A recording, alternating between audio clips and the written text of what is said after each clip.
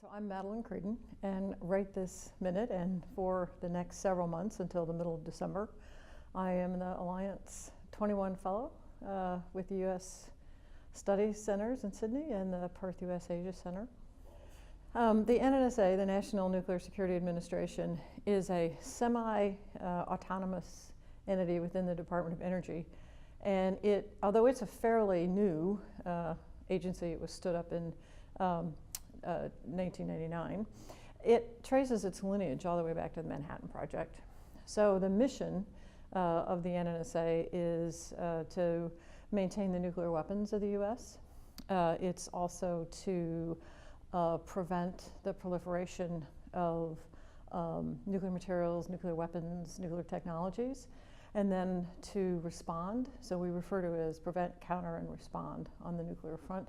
And then we have a third mission, and that's the development and deployment of the nuclear reactors that are on the Navy's submarines and surface ships. So one of the most interesting things I think of that posture review is it's been relatively consistent with the previous nuclear posture reviews. The Obama nuclear posture review in 2010 laid out a program to replace all of the delivery systems, the submarines, the bomber aircraft, and the ICBMs, the land-based or ground-based strategic deterrent, and then also to embark upon a life extension program to basically rebuild the warheads. And that was continued under the Trump nuclear posture review, and with two differences. One was the Trump administration said they needed some additional capabilities, and the other thing is a pretty significant shift in terms of the threat. So New START was entered into after the START treaty expired. There was a small gap, but the New START treaty is a bilateral treaty between the U.S. and Russia that limits the number of warheads to 1,550 warheads and the delivery systems to 700 deployed, 800 non-deployed.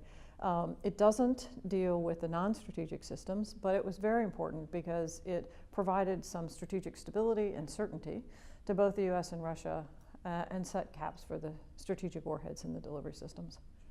I think the same thing that people should be worried about generally. One is the proliferation, more proliferation of technologies to other states, the possibility that a nuclear material, uranium or plutonium, could be stolen and could be used by a terrorist in some sort of an improvised device. That's a significant threat. It's very hard to detect.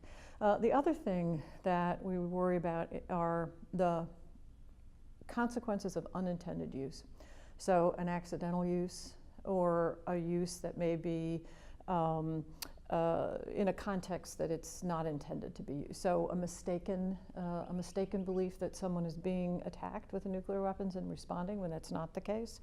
So those are, in my view, the three things that are most significant. I'm actually far less worried about a nuclear exchange between major powers.